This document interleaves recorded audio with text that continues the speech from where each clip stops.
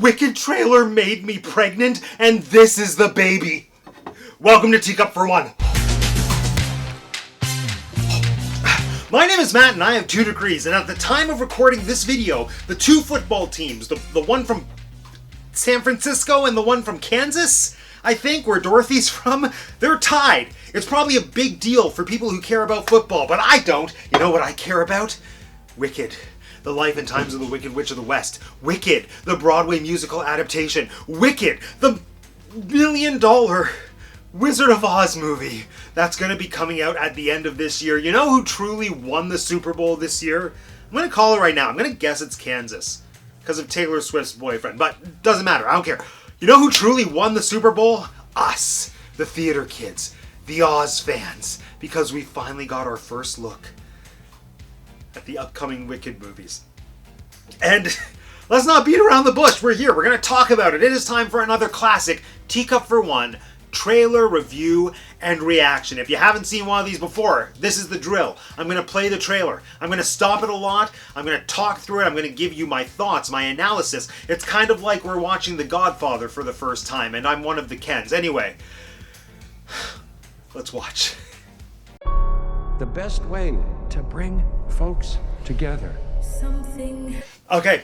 I have to pause. I know we're only 5 seconds in, but already so much has happened. That opening shot, that is such a good opening shot. And it's so important because it's giving us 2 things. It is giving us Wicked Witch of the West, and it is giving us death. And on the death note, I love the added visual detail of just seeing the smoke trailing up from the hat, because that is just a nice little homage to the melting scene from the 1939 film. But all of that is to say, I think this is such a genius way to open the trailer and presumably to open up the movie.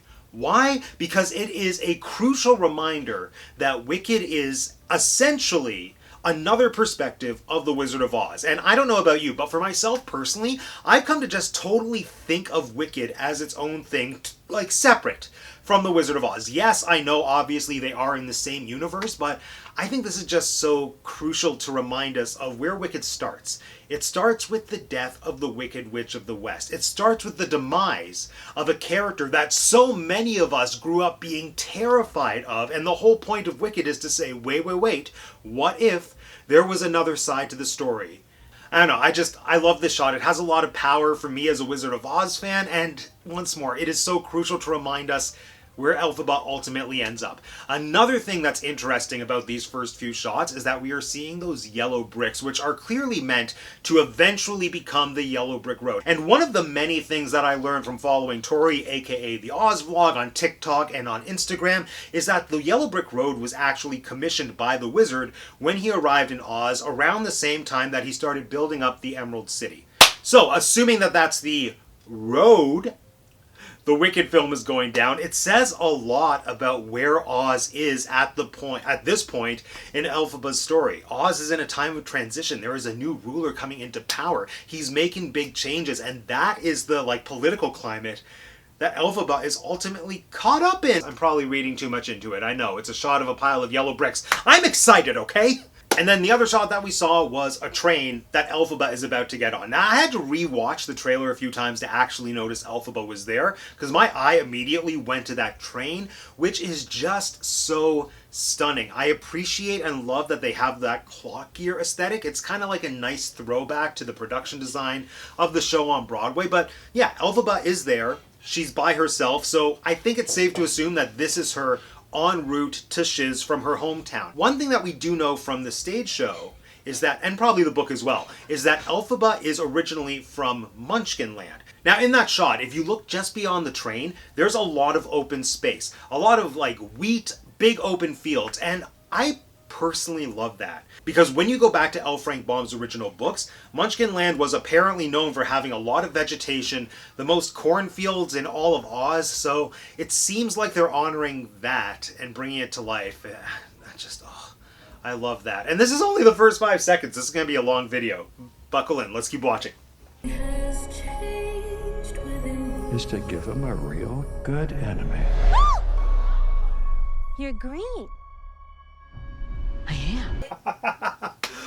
Oh, I love that. So, on the topic of the geography of Oz, don't worry, I'm going to talk about Elphaba and Glinda, but while we're on the topic of the geography of Oz, we just came from seeing what is presumably Munchkinland and that train, and next we are seeing a beautiful aerial shot of Shiz University. Now, I had to look it up because I wasn't positive where Shiz was actually located in Oz, but by all reports, Shiz is apparently in Gillikin country, or Gillikin land. It's hard to say Gillikin and not say Gilligan, like from the island, but just bear with me.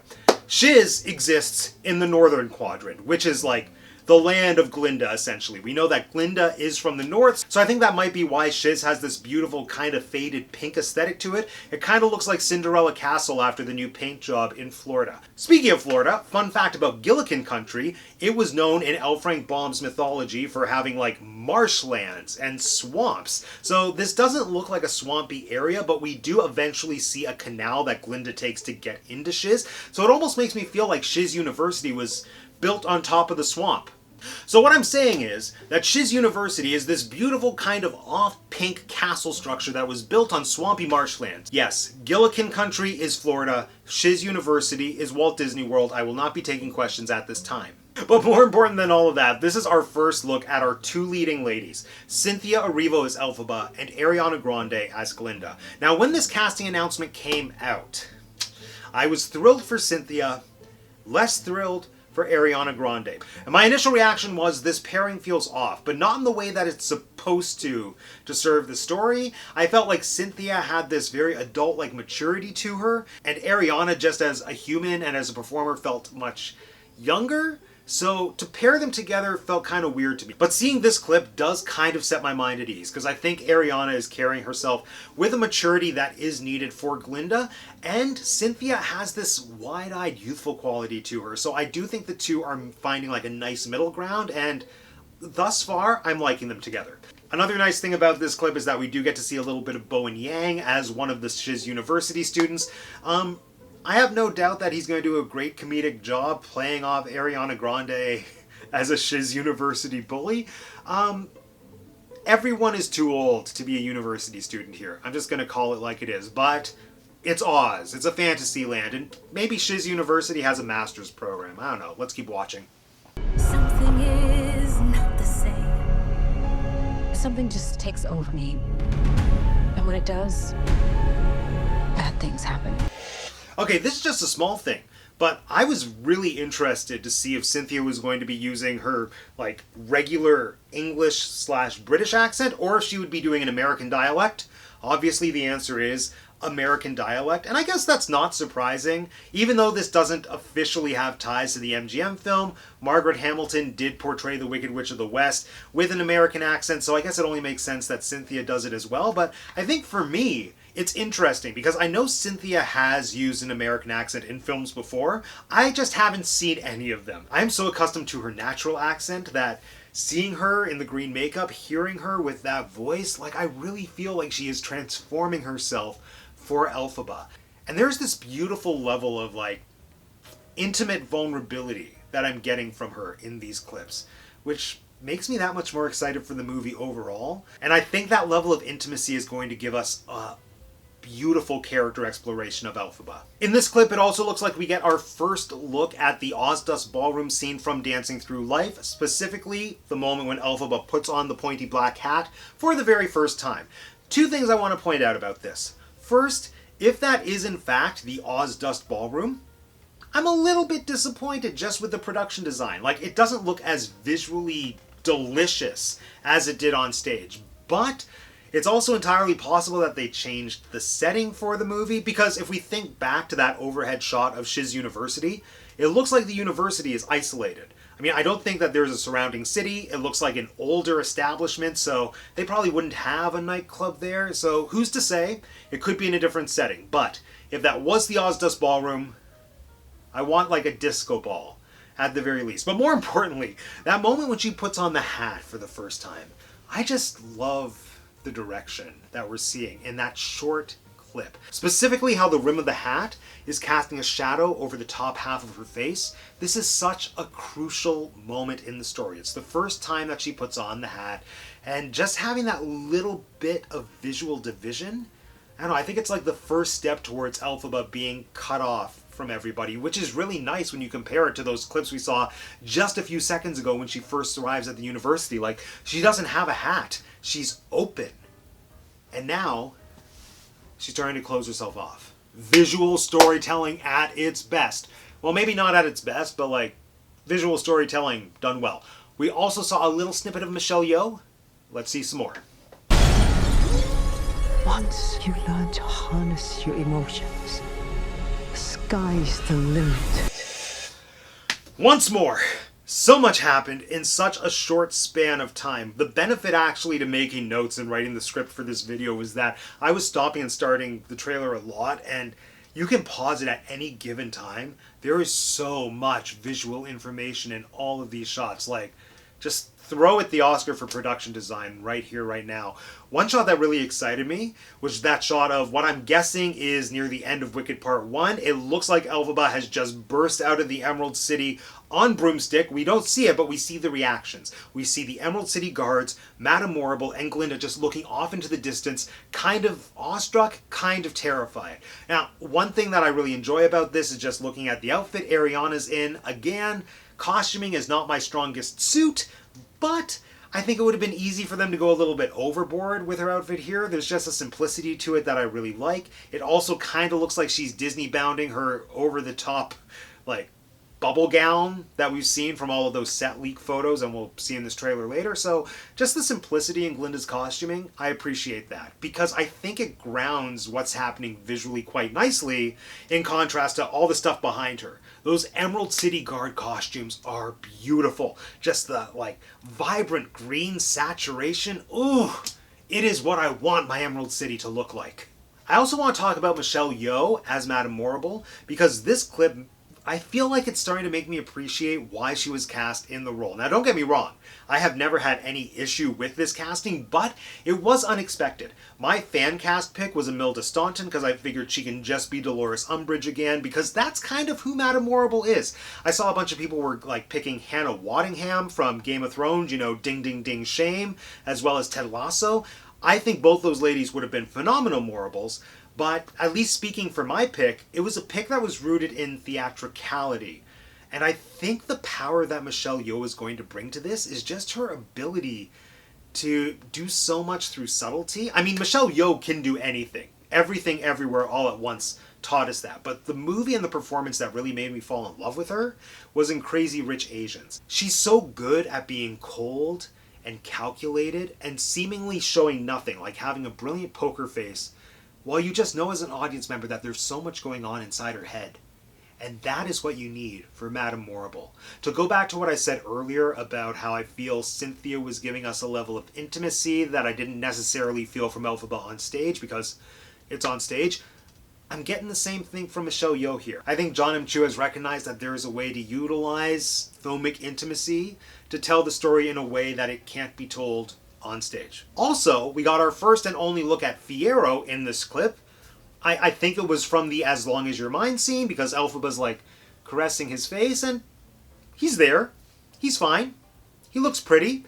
And that's kind of all Fiyero needs to do. He needs to be there and he needs to look pretty. So he's doing his job. Okay, what else do we see? Oh yeah, this shot. Apparently Glinda's getting married. I know that they mentioned in the stage show that she's engaged to Fiyero. I can't remember if the vows are actually spoken, the rings are traded, and the nuptials made, but they have to flesh out this story into 2 movies somehow. But also, okay. This. By no means is it the most like visually exciting shot in the entire trailer, but I think it's the most important one. I'm guessing this is the first time that Elphaba sees Emerald City. You can read hope on Cynthia's face, and you can read love and support on Ariana's face. And that is the core of Wicked. That is what makes the story work, is the relationship and the friendship and the love between these two characters. Now, I'm not saying that this trailer is really giving me very much of that, but this shot is giving me a lot of hope and assurance that it's going to be there in the movie. And it makes me feel, once again, a lot better about the pairing of these two actors. And visually, purely in terms of the shot composition, this is bringing to life the iconic classic Wicked poster. You have Elphaba on screen left. You have Glinda on screen right. Elphaba's attention is forward. She has a goal. She has a focus. Glinda's attention is on Elphaba. I know, it's not a direct visual translation, like Ariana's not going and Elphaba's not like smug smirk, but I don't know, it's enough. It's breathing the right amount of life and emotion into that image that, again, makes me really excited for this movie. Let's watch on.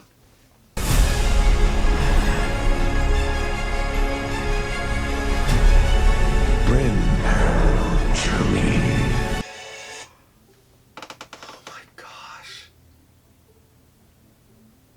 It's so good.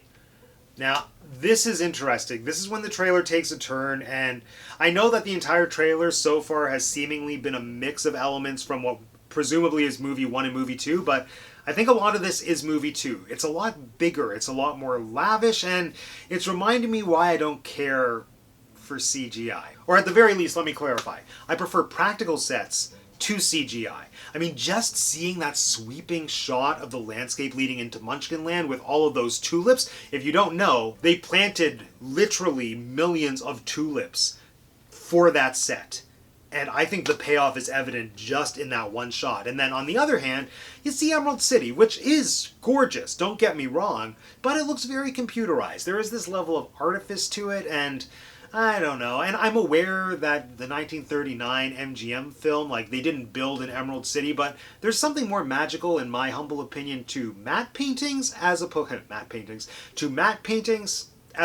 to a computer-generated image. Like, I just sometimes feel like I'm playing a video game. But putting that aside, I do think the design of Emerald City is gorgeous. We're going to see a little bit more detail of the city structure as the trailer goes on, but one thing I really love is that it's giving me vibes of the Return to Oz architecture of Emerald City, with a little bit more green, a little bit more scale. One thing that's kind of throwing me for a loop is, why is there a train that goes to Emerald City? What's the point of following the yellow brick road if Dorothy could have just hopped on a train? One thing that the train is making me think of is that now defunct Wizard of Oz theme park that I won't shut up about, The Wonderful World of Oz. One of the main attractions in that theme park was actually going to be the Emerald City motorized transportation system, and it was going to be a roller coaster that took you all around Emerald City. That's kind of like, the concept art for that attraction looked very similar to what I'm getting in this trailer. Did the production designers just bring to life the designs for the theme park that never was? Could it possibly be tied into bringing the Land of Oz to a certain epic universal theme park? I want Universal to add a Wizard of Oz land to Epic Universe in like phase 2 or 3. That's it. One thing I was not prepared for was the crossover into classic Wizard of Oz territory. So yes, we do get to see Jeff Goldblum as the Wizard of Oz. He kind of looks exactly like I thought he would look, i.e. his character in Thor, but in a green suit. I love the Wizard's throne room. Like, they just took the mechanical head set piece from the Broadway production, blew it up to be the size of a room, added some like extra accent pieces. It looks so good. But the thing that almost made me emotional was seeing Dorothy and all of her friends in a capacity that never even crossed my mind was a possibility for the Wicked movie. Because I think it's safe to assume that Universal is not licensing anything from Warner Brothers to incorporate elements of the 1939 film. The reason I believe that is because she's wearing silver slippers instead of the ruby slippers. But there are just enough similarities to beautifully bridge visual elements from 1939 Wizard of Oz with character elements, let's say, from L. Frank Baum's Oz. She's wearing the gingham dress, the Scarecrow's costume and Tin Man's costume look pretty classic, whatever that means, but what really got me was just seeing a photorealistic lion thrown into the mix. I never thought I would see a live-action Wizard of Oz with a lion that was actually a lion. And I think a lot of the power from that one split-second shot of the quartet meeting the wizard, like, a lot of the power of that shot comes from the fact that we don't see their faces. We just see them from behind. And I know this is only a trailer, but I hope the movie doesn't give us any more than that. There is so much power in just getting a little visual hint of them, because we know these characters. We love these characters. We have certain expectations of who they are. Again, based on the Judy Garland movie that Wizard of Oz fans, for better or worse, will never be able to get out of their head. So just giving us that little suggestion of them coming into Elphaba's world. It's so good. It's so good. Let's keep watching.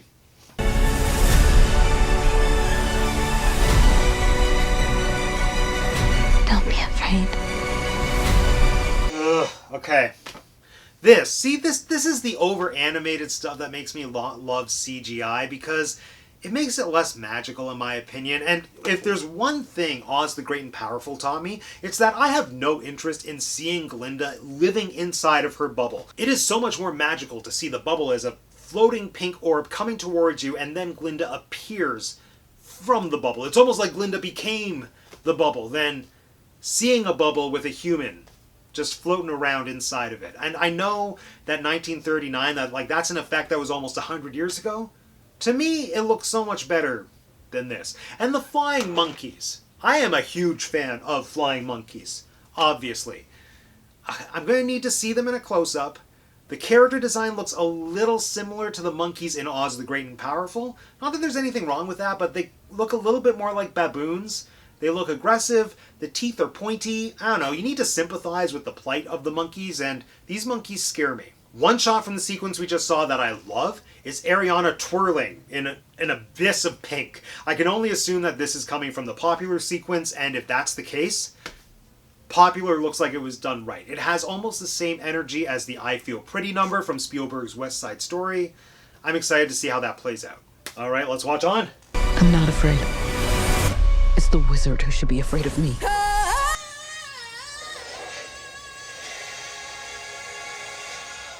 Wicked! Okay, that's the end of the trailer. I am so commercial. I am so bleeping excited for this movie. Like, I've never stopped loving The Wizard of Oz, but just all the build-up for this movie, now the trailer, it's like reinvigorated. It's reinvigorated my love of The Wizard of Oz. It honestly feels like this film is a culmination of so many Oz adaptations that came before it, and it's so thrilling for me to see this world that I've grown up loving brought to life on screen with a multi-million-dollar budget and with the level of attention to detail and care that it looks like they're bringing to the table. I am cautiously optimistic about how they're going to approach that crossover when Wicked essentially becomes Wizard of Oz from the other side of the story. Like, cautiously optimistic because, well, you know what? I think it was actually best summed up in a tweet that I read this morning by Wizard of Oz expert Mr. Jared Gray. Allow me.